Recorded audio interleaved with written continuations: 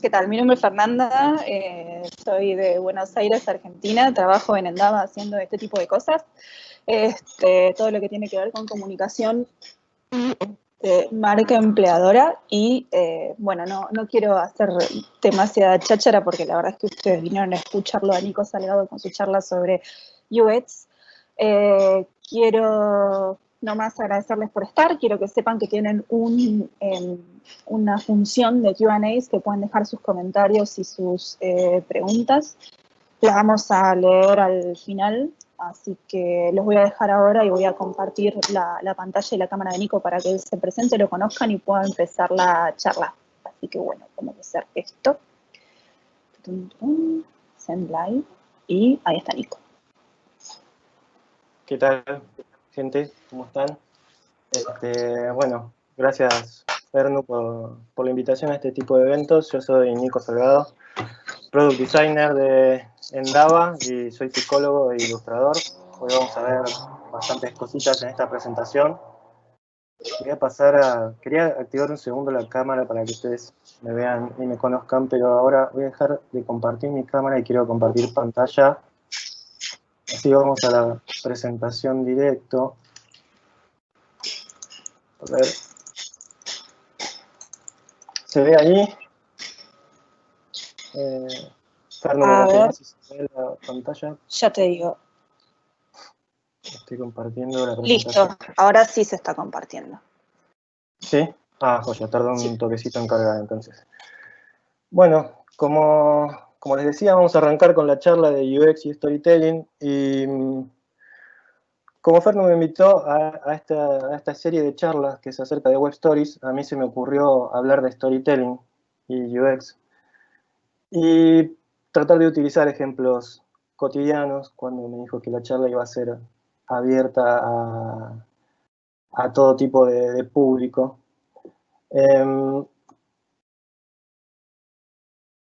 Sé que es un público variado, así que explico para quienes no saben qué es UX y qué es Storytelling, voy a ir explicando todas estas cosas. UX son las siglas de User Experience o experiencia de usuario en español. Y hoy vamos a hablar un poquito de todo, pero principalmente acerca de qué se trata esto de diseñar experiencias. Porque comúnmente estamos acostumbrados a hablar del diseño en cuanto a objetos más tangibles. Por ejemplo, diseñar un auto, un vestido o incluso diseñar una aplicación para el celular. Pero ¿de qué se trata esto de diseñar algo intangible como es una experiencia? Yo acá ya me presenté, así que no hace falta mucho más detalle. Hoy vamos a hablar de diseño, de algunos conceptos, métodos, ejemplos. Yo suelo dar esta charla con ejemplos un poco más teóricos y técnicos, y cuando Fernu me dijo que iba a ser abierta al público y que iba a tener cualquier tipo y nivel de conocimiento y conocimiento diverso, a mí me pareció interesante poder hacerla dando ejemplos que sean más cotidianos y cercanos a todos. Y entonces fue ahí cuando se me ocurrió hacerlo de Disney y los piratas. Primero porque es algo con lo que supongo que la mayoría habrá tenido contacto, no con piratas, pero probablemente con historias de piratas y cuentos y fantasías. Y segundo porque, debo admitirlo, yo soy muy fanático de lo que produce esa marca, y a lo largo de los años la marca fue conglomerando encima todo lo que a mí me acompañó durante mi infancia, desde los dibujos animados hasta Pixar, Star Wars, Marvel, Fox, etc. Así que espero que la charla les resulte interesante y se puedan llevar algo nuevo. Me gustaría arrancar desde esta pregunta, si diseñar es solo hacer que algo se vea lindo, y ver si para el final de la conferencia logramos tener alguna respuesta a esto. Es más bien una pregunta retórica, para que la tengan en mente mientras recorremos la charla y luego la retomamos al final. Hay un prejuicio que aún se sigue escuchando en algunas partes y por suerte cada vez menos, y seguramente si son diseñadores en algún momento habrán escuchado frases de algún miembro del equipo o algún jefe tipo déjame que yo lo armo y después te lo paso a vos para que lo hagas bonito o algo por el estilo. Entonces hoy vamos a ver un poco lo que sería el backstage del diseño, lo que hay detrás, y vamos a ver el panorama, digamos, lo que hay detrás de lo que nosotros vemos. A mí me gustaría comenzar primero haciendo una distinción y definir un poco, porque a veces se confunde, incluso se mezcla, pero el diseño está enfocado, está apuntado a encontrar una solución a problemas reales. O sea, estos problemas pueden ir desde no sé dónde dejé las llaves hasta un pueblo necesita lograr tener acceso a agua potable. O como en este caso, en el ejemplo, estoy cansado y necesito descansar, ¿qué puedo hacer? Bueno, ahí hay un diseño muy simple y tan útil y cotidiano.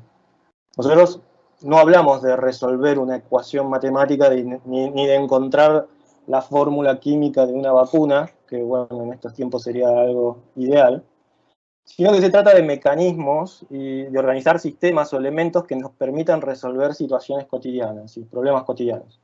El diseño es más bien objetivo, es sistémico y, como les decía, es funcional. O sea, está más cerca de lo racional y se basa mucho en la investigación y en el ensayo y el error. Y por el otro lado tenemos el arte. El arte también requiere mucho estudio, por supuesto, pero está más cerca de ser subjetivo, es emocional, es más visceral, deja que la mente vuele un poco más y que fluya un poco más, es más espontáneo, está basado más en la inspiración. Y el objetivo del arte no es tanto resolver un problema, sino que es evocar emociones, tocar sentimientos, desafiar los sentidos, como en el caso de esta silla, que obviamente si nos sentamos no va a ser muy útil que digamos, pero esto está expuesto en un museo de arte y nos deja pensando, reflexionando de alguna forma. ¿El arte resuelve un problema? No, en absoluto, pero nos cautiva de alguna forma, nos moviliza en algún sentido. Puede ser una pintura, como una canción, o como una obra de teatro, una película. Y ahora vamos a hablar un poquito de esto. Ahora, el UX Design, o el diseño basado en la experiencia del usuario, ¿qué pasa si en un mismo producto nosotros podemos lograr resolver un problema y cautivar los sentidos de alguna forma? Entonces ahí estamos hablando de un diseño que en los usuarios va a generar cierta experiencia. Y el arte y el diseño están naturalmente combinados, en una visión holística del diseño, digamos. Obviamente que el arte tiene una parte importante, pero también tiene que tener su lado objetivo. Se acerca a la teoría, pero a través de las personas. Es objetividad y subjetividad tomadas de la mano, de la mano, para decirlo más literal. Ahora, nosotros estamos de acuerdo en que queremos buscar soluciones a distintos problemas, pero ¿para qué queremos que esas soluciones también cautiven los sentidos? Eso es una pregunta esencial, porque no sería suficiente con que simplemente encontremos la solución que buscamos, la hacemos y chau. Entonces, para tratar de responder esto, yo les voy a hablar un poquito de cómo funciona la memoria. Y quiero que piensen en lo siguiente. O sea, ¿por qué no nos podemos acordar qué es lo que almorzamos ayer? Pero sí nos podemos acordar, por ejemplo, de aquel día cuando teníamos 10 años y fuimos a pescar con nuestro viejo. O no sé, de aquella canción que nos cantaba nuestra mamá para hacernos dormir, por ejemplo. Está claro que nosotros tenemos memoria a corto plazo y a largo plazo. Pero, ¿qué hace que algo se pase de una memoria a la otra y se selle y se fije en la otra memoria? Nos podemos acordar de algo que escuchamos. Por ejemplo, no sé, le pedimos el teléfono a alguien. Bueno, ahora tenemos los celulares en los que los podemos guardar en la agenda y todo. Pero antes le pedíamos el teléfono a alguien y tratábamos de acordarnos, tratando de repetir ese número en nuestra cabeza hasta que lleguemos a nuestra casa y lo podamos anotar en algún lado. Porque eso se nos va de nuestra cabeza. El punto es que hay circunstancias que hacen que nosotros nos acordemos más de ciertas cosas y no de otras. Entonces yo les voy a hablar desde la perspectiva de la psicología cognitiva y no tanto desde el psicoanálisis, porque nos meteríamos incluso en un terreno aún más complejo. Pero el punto es que lo que escuchamos es lo que más rápido se va de nuestra mente. Pero si escuchamos y a la vez lo vemos, eso incrementa las posibilidades de acercarse a la memoria a largo plazo, de que ese recuerdo dure más en nuestra mente y lo podamos evocar dentro de más distancia de tiempo. Pero ¿qué pasa si además de escuchar y ver nosotros comprendemos? Eso incrementa la probabilidad de que nosotros lo vayamos fijando en la memoria a largo plazo, de algo que estaba ahí tan volátil, lo empecemos a trasladar en nuestro cerebro a la otra memoria. Y ahora, ¿qué pasa si además de escuchar, ver y comprender, hacemos? Eso incrementa muchísimo más. Y esto es también un poco lo que pasa cuando estudiamos algo o cuando vamos a ir o en la facultad, o vamos a ir a un ejemplo más cercano. A mí se me ocurre, por ejemplo, aprender a manejar. Imagínense si nosotros tuviéramos que aprender a manejar y estamos al lado de otra persona que sabe y la otra persona simplemente nos cuenta cómo se hace para manejar. Y nos dice, vas a tener enfrente tuyo un volante, una palanca, un par de pedales abajo. Cuando aprietes el pedal, vos tenés que mover la palanca y después vas a ir apretando el otro mientras vas soltando. Imagínense si tuviéramos que aprender de esa forma. Ahora, si esa persona, a la vez de contarnos, nos muestra, ahí se incrementa un poquito más. Ahora, nosotros a la vez de verlo, lo vamos comprendiendo, cuáles son los procesos que la persona está haciendo para poder mover el auto. ¿Y qué pasa si nosotros agarramos y nos ponemos, luego de toda la explicación, nos ponemos frente al volante y nos ponemos a tratar de repetir todos esos pasos? Ok, esa es la forma que tiene la memoria de que nosotros podamos comprender algo y trasladarlo y poder evocarlo a través del tiempo. Y ahora yo les voy a agregar un punto más. A todo esto le voy a agregar un punto más que supera y potencia todo lo anterior. O sea, lo que más se graba en nuestra mente es lo que nos hace emocionar. El verano en que nos dimos el primer beso, por ejemplo. La tarde que le tuvimos que decir adiós a un ser querido. Y aquel día que después de tantos nervios pudimos tomar en brazos a nuestros hijos por primera vez. ¿Y yo por qué les estoy contando esto? Porque los clientes no compran un producto o servicio. Los clientes compran la emoción que les hace sentir y el significado que tiene para ellos tener algo de nuestra marca. Hay marcas que si no supieran todo esto y no lo usaran estratégicamente, hoy no existirían directamente. A mí se me ocurre alguna con un payaso y otras tantas. O por ejemplo, si yo les dijera que les voy a vender un producto que está comprobado, que va a poner en riesgo su vida, ¿ustedes lo comprarían? Pero ¿qué pasa si yo asocio mi discurso, lo voy asociando con diversión, estatus social, elegancia? Les hago creer que el hombre que lo consume es más atractivo para las mujeres y se va a hacer más popular entre los hombres también. Y si lo consume una mujer, va a ser vista como más interesante o algo por el estilo.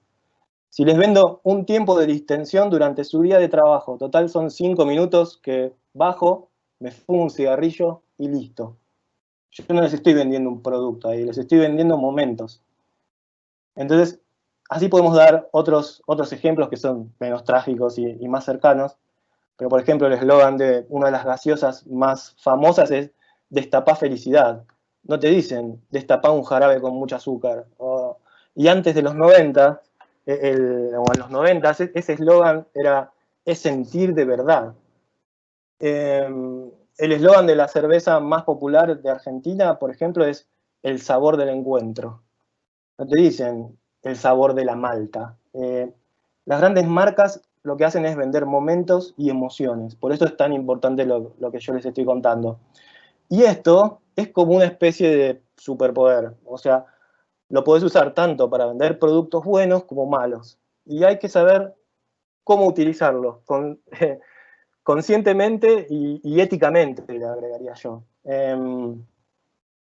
Como en el caso, y acá voy a dar un par de ejemplos de Disney, nosotros ahí tenemos productos que son de calidad y están súper estudiados.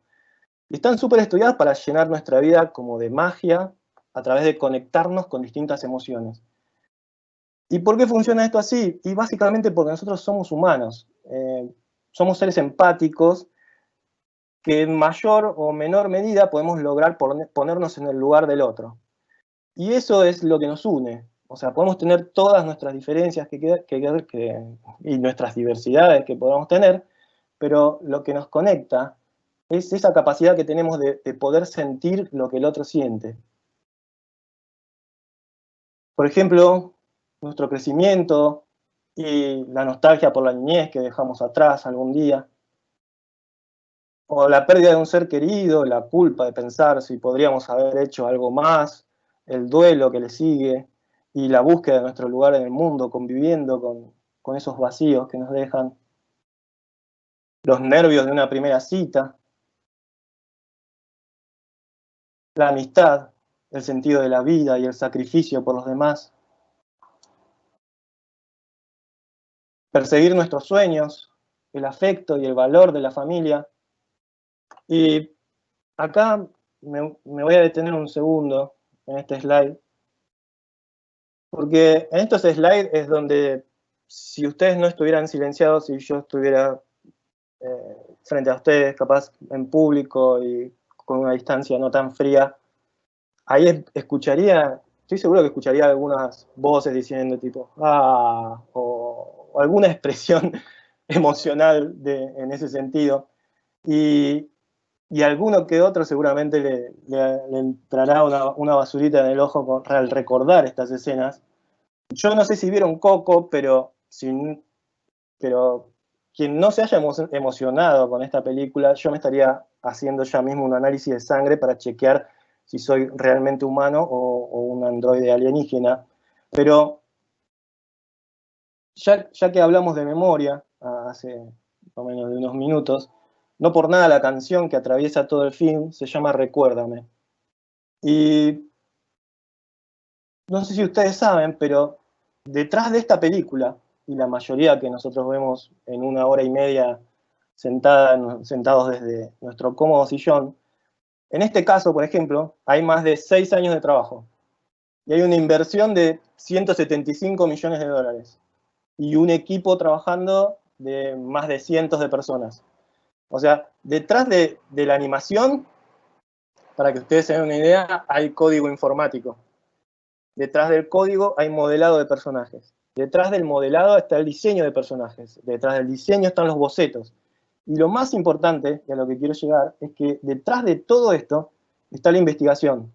El equipo de Pixar viajó a México durante 6 meses para interiorizarse en las locaciones, la arquitectura, la vestimenta, los festivales, la música, las comidas y los usos y costumbres de la familia mexicana. Qué sé yo, no sé, las madres persiguiendo a sus hijos con una chancleta porque no comieron toda la comida, ese tipo de escenas.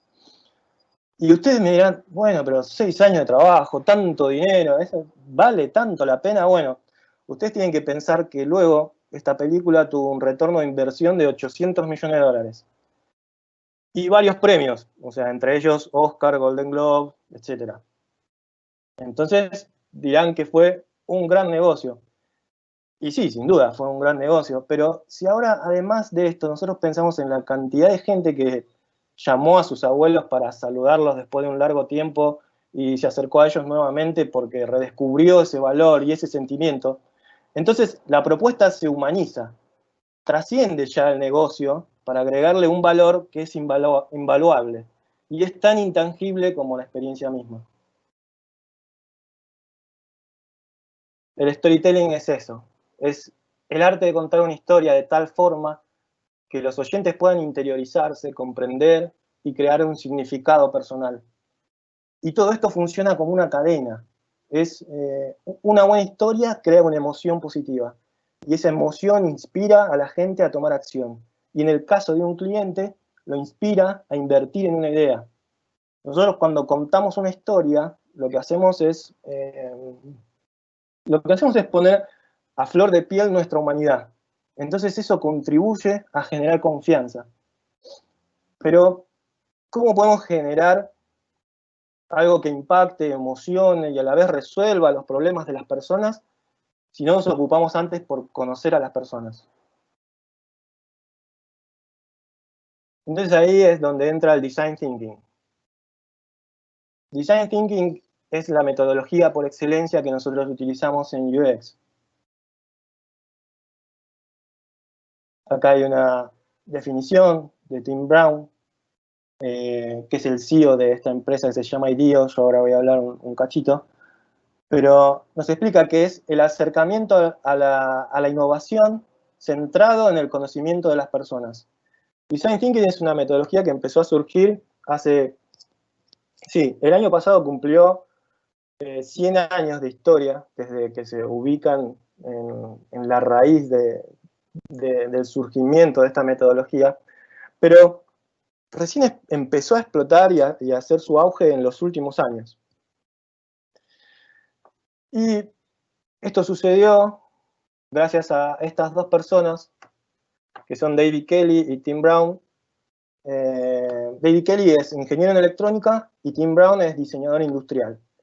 Y es un diseñador industrial muy interesado en la relación entre el arte y la tecnología.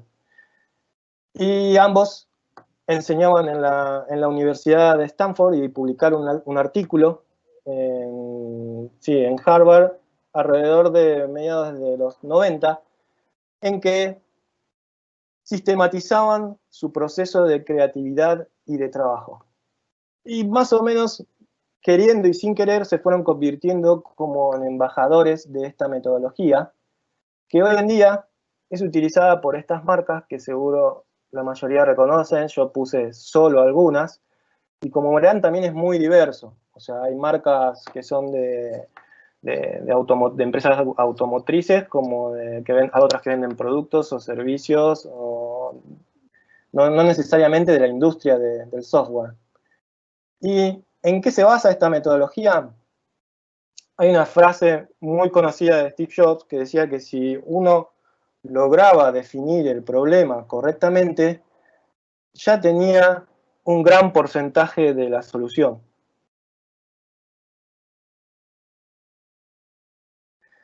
O sea, un problema bien definido es un problema casi resuelto. Estos son los pasos que utiliza el Design Thinking.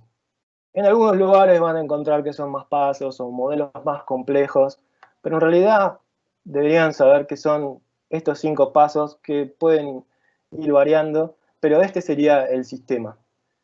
¿Y para qué nos sirve esto? Porque esto nos permite generar y testear ideas antes de que el producto salga al mercado, generar un producto y darnos cuenta que no funcionó, nadie lo compró, nadie lo consumió o tuvo consecuencias negativas. Esto es todo un proceso de diseño que nos permite ir generando paso a paso e ir iterando sobre cada uno de los pasos. Iterar significa volver sobre los pasos y modificar las cosas que nosotros creemos necesarias. ¿Necesarias de acuerdo a qué? Y de acuerdo a las opiniones o los feedback que nosotros obtuvimos de los usuarios o de los clientes. Yo me quiero focalizar principalmente en que los primeros 2 pasos se encargan de definir bien el problema.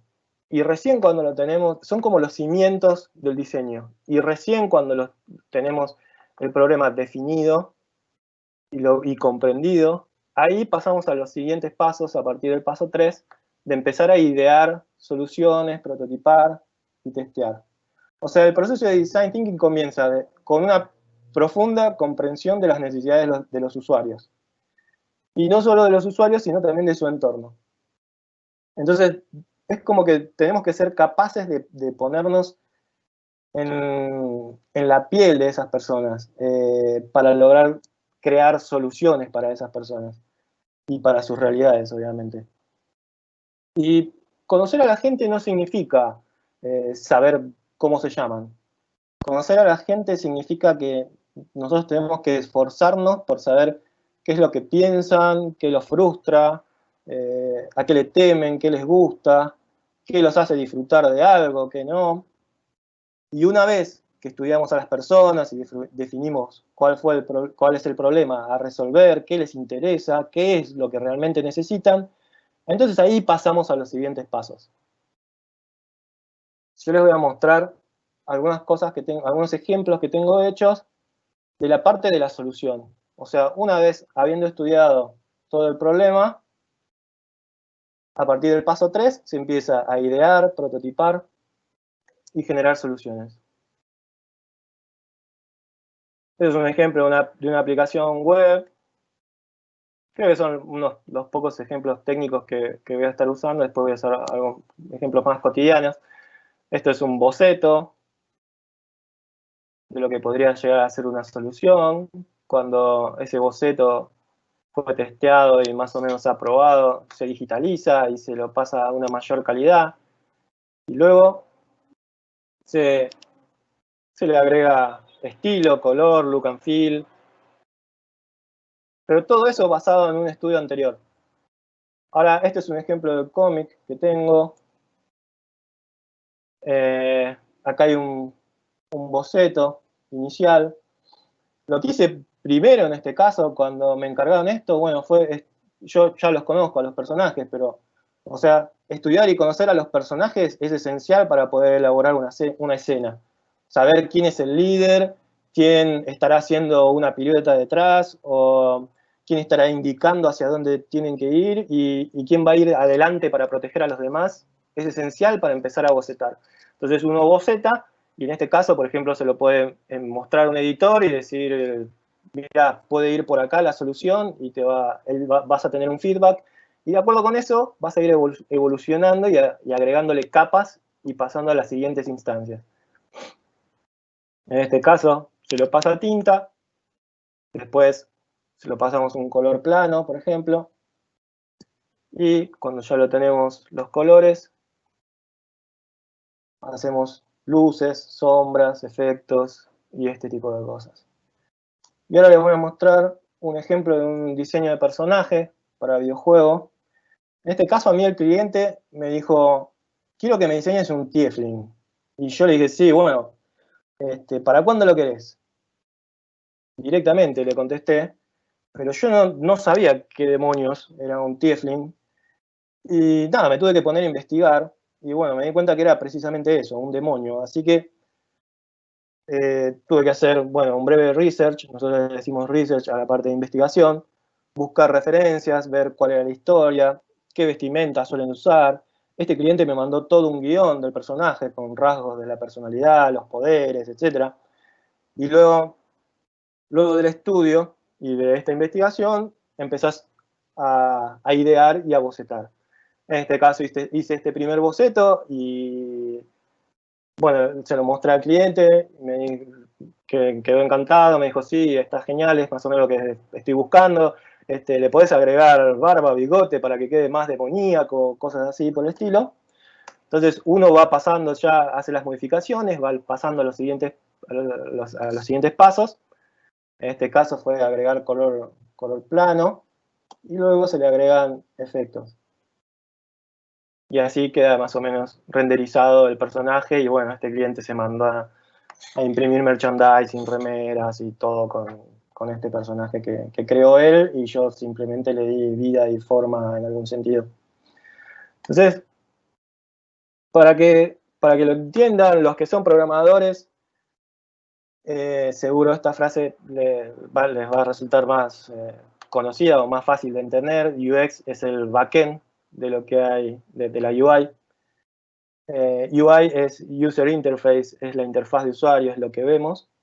Y UX es lo que hay detrás. O sea, para los que no vienen del palo del diseño o de la informática, es como decir que el UX es el backstage, lo que hay detrás del diseño. Todo lo que no se ve para poder llegar a crear lo que nosotros vemos.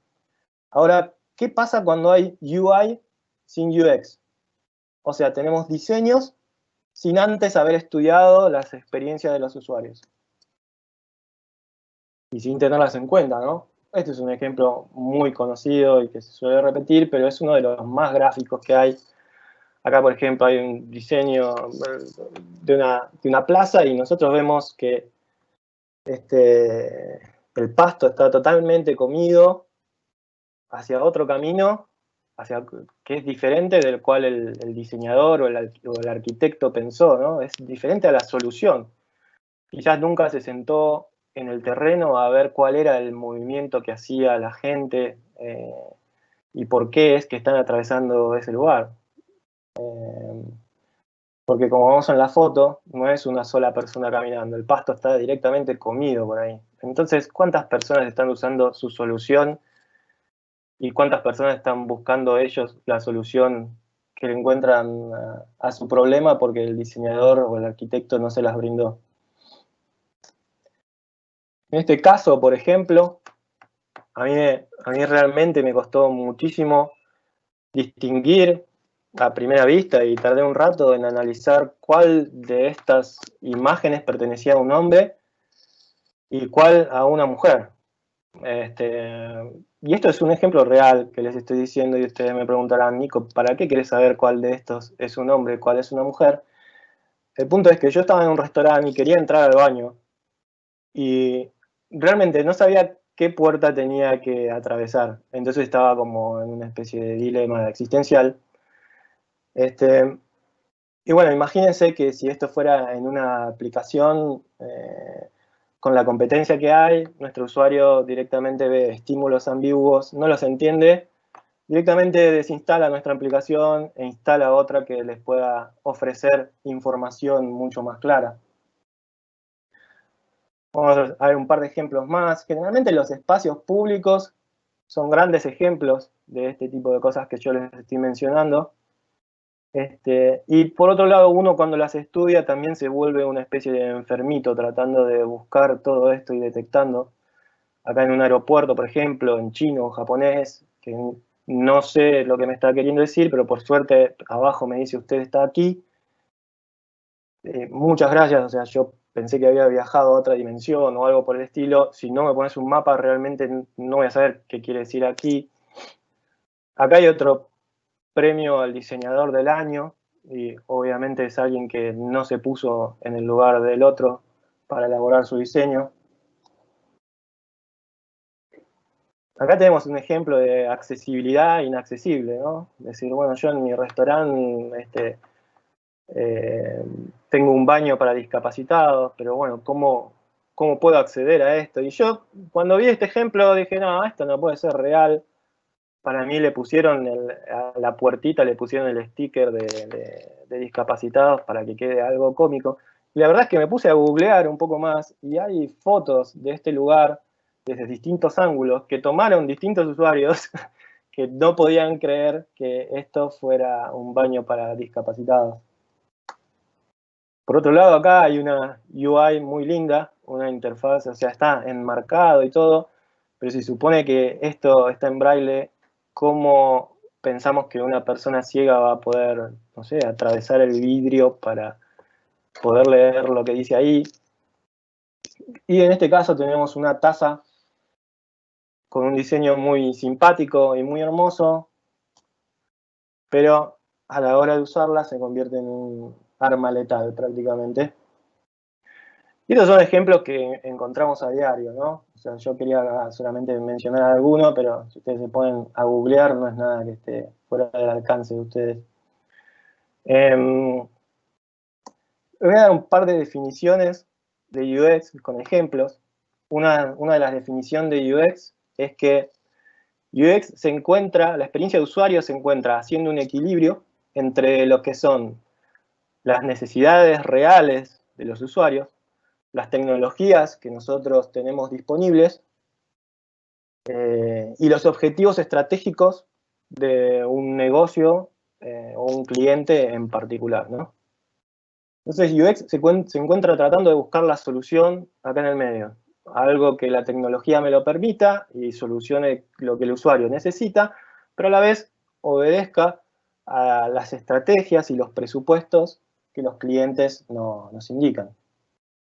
Y para eso les voy a contar y hablar un poquito de Walt Disney Imagineering.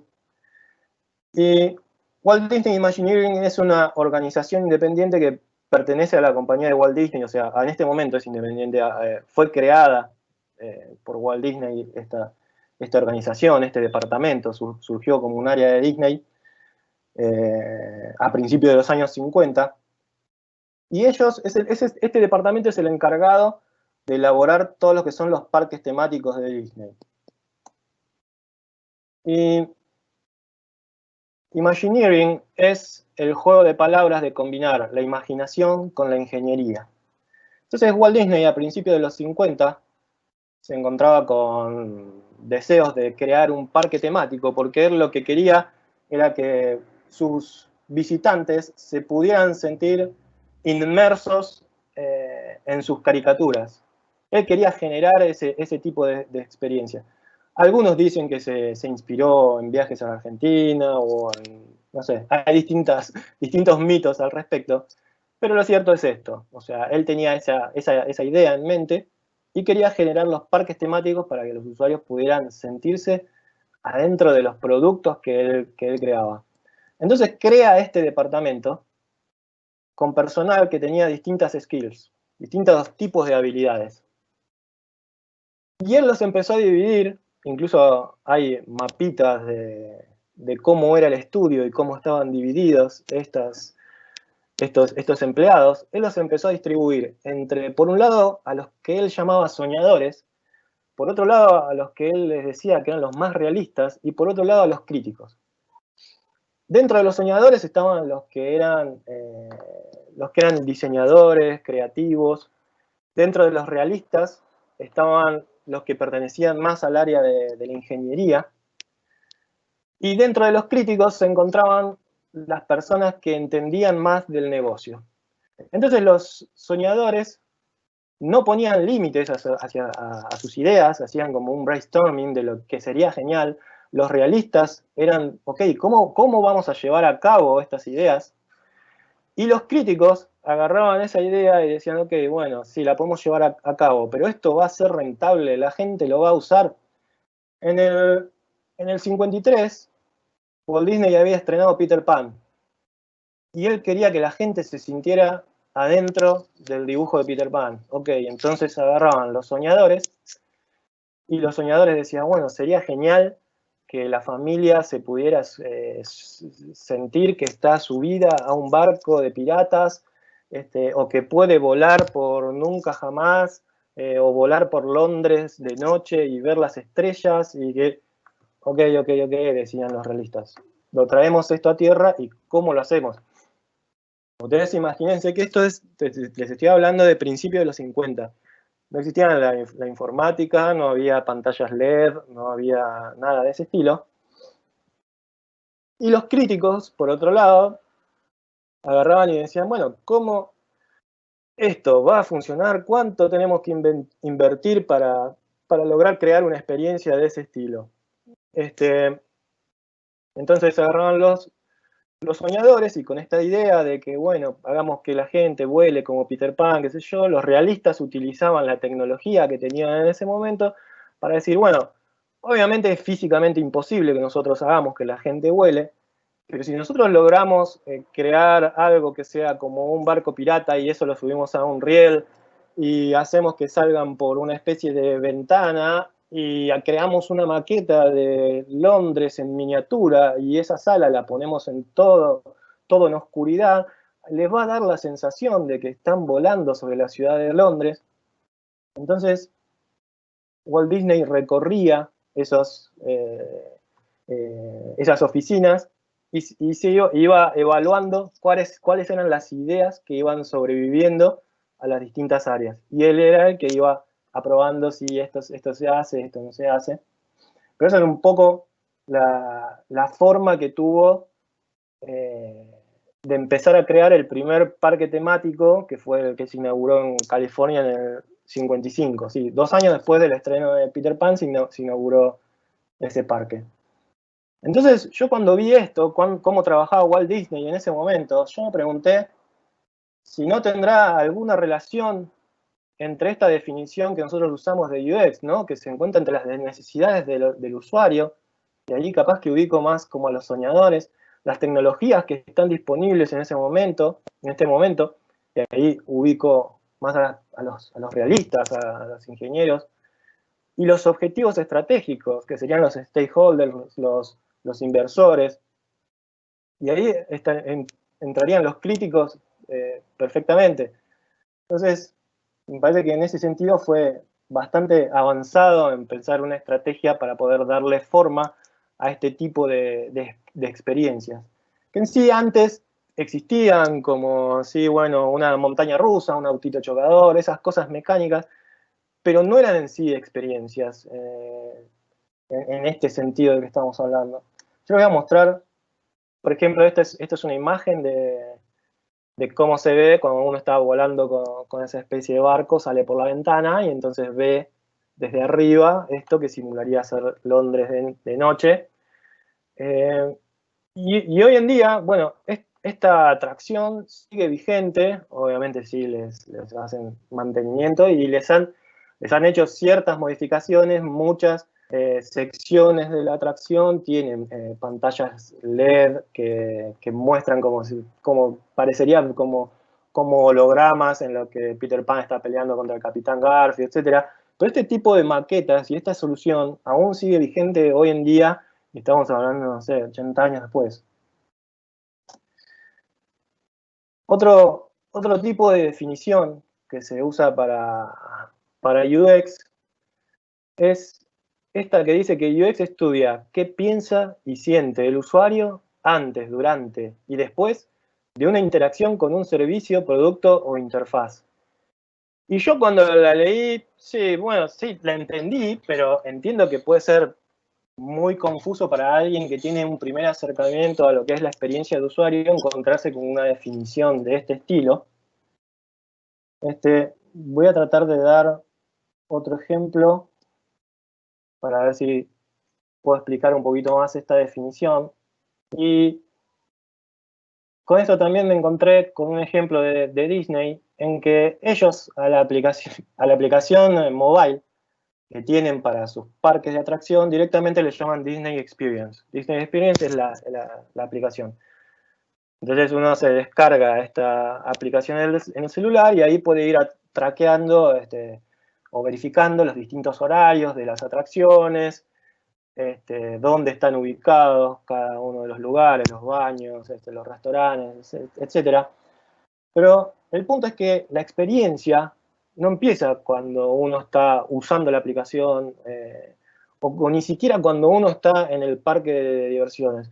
La experiencia empieza cuando uno ya decide, vamos a ir de Disney de vacaciones. Entonces, es una marca que está tan asentada y tan asociada con felicidad, momentos mágicos, inolvidables, etcétera, que ya va creando una experiencia y lo va predisponiendo a uno de una determinada manera.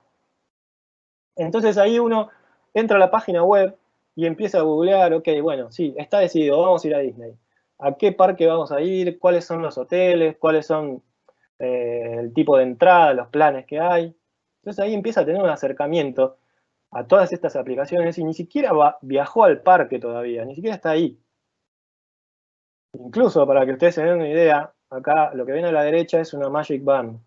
Si ustedes van en familia y reservaron entradas al parque y se van a hospedar en uno de los resorts de Disney, por ejemplo, lo que les va a llegar es esto, y van a tener una pulsera para cada miembro de la familia.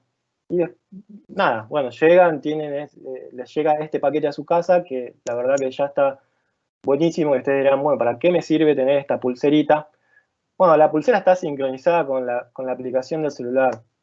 Entonces, cuando ya viajaron y están en el parque temático haciendo todos los juegos y viviendo la experiencia en familia, etc., ustedes cuando llegaron al hotel y hacen el check-in y les dan su habitación, dejan todo dentro de la habitación y con lo único que tienen que bajar al parque es con estas pulseritas, en las cuales si ustedes quieren comprar algún producto, acercan la pulsera, o si quieren comprar la comida, acercan la pulsera, o descargarse las fotos, que les van sacando mientras van viviendo las atracciones.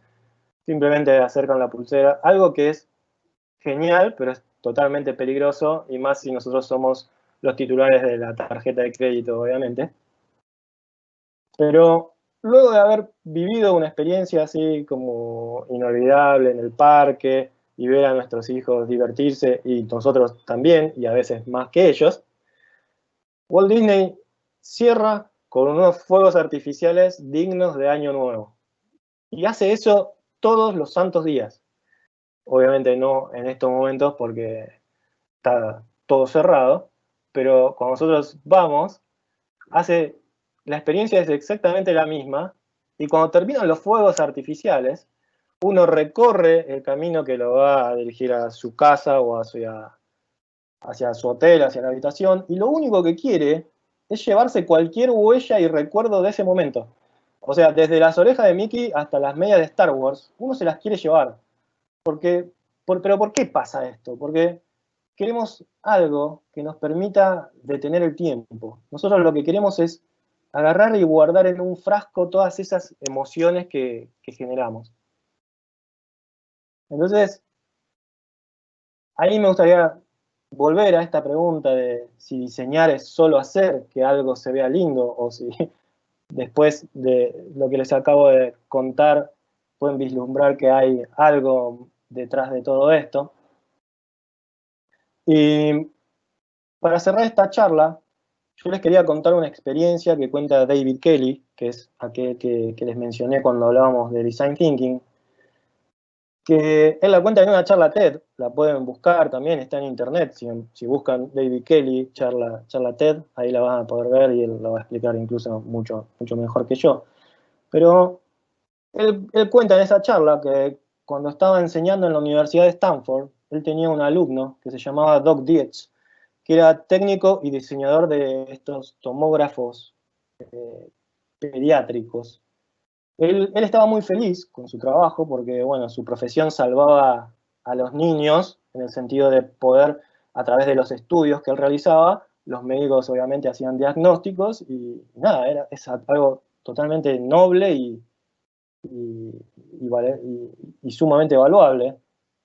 Pero el punto es que cuando él salía a la sala de espera, se encontraba con que todos los niños estaban aferrados a sus madres, temerosos o llorando, esperando su turno. Entonces, cuando él vio las estadísticas, se sorprendió terriblemente al ver que el 80% de los pacientitos que él atendía necesitaban ser anestesiados para que él pudiera realizarles la tomografía sin que se movieran. Y entonces eso le llamó muchísimo la atención también. Él entonces llevó este caso a la clase, él tenía que hacer un proyecto, y él quería trabajar en una solución para que los niños no sufrieran con lo que él estaba haciendo. Entonces David Kelley lo que hizo fue remitirlo al primer paso del Design Thinking, empatizar. Así que eso fue lo que él hizo, habló con los niños, se acercó a ellos para comprender sus temores, sus miedos y a la vez los deseos que tenían. Y a veces lo más evidente es lo más difícil de ver. Él llegó a la conclusión, que quizás estuvo siempre frente a sus ojos, acerca de qué es lo que quiere un niño, y un niño lo que quiere es jugar, lo único que le importa. Por lo que pude observar, a la mayoría les agradaban los cuentos de fantasía, aventuras y piratas, así que él agarró y hizo lo siguiente. Él ploteó el tomógrafo y las paredes para simular una aventura de piratas. Y no solo eso, sino que mandó a capacitar a su personal con especialistas en animaciones de niños para que supieran cómo recrear una experiencia de aventuras de piratas. Y entonces, estos técnicos ya no le decían a los chicos, te tenés que quedar quieto hasta que termine el estudio, sino que eso se convirtió en, vamos a navegar, pirata, y ahora nos metemos en una cueva a buscar el tesoro, y nos vamos a quedar quietos para que nadie nos mueva, nos vea. Entonces, ¿cuál fue el resultado de todo esto? En números, el porcentaje de los niños que requerían ser anestesiados se redujo del 80 al 10%. O sea, eso para la clínica que los contrataba era una reducción de gastos increíble. Pero a él no le interesaba eso. Lo que hizo uno de los primeros días fue sentarse en la sala de espera junto al resto de los padres, simulando ser uno más, mientras que sus técnicos realizaban esta experiencia y ya el clima en la sala de espera era otro, digamos. Ya no había tensión. Él se sentó simplemente un rato ahí a observar y había una paciente adentro en ese momento, una nena chiquitita, realizándose el estudio, y su mamá estaba esperando nerviosa afuera. Y en ese momento las puertas del consultorio se abrieron y la niña salió corriendo y abrazó muy fuerte a su mamá que la estaba esperando. Y él siempre guarda en su memoria y se emociona al contar que las palabras de esta nena fueron: mamá, ¿podemos volver mañana?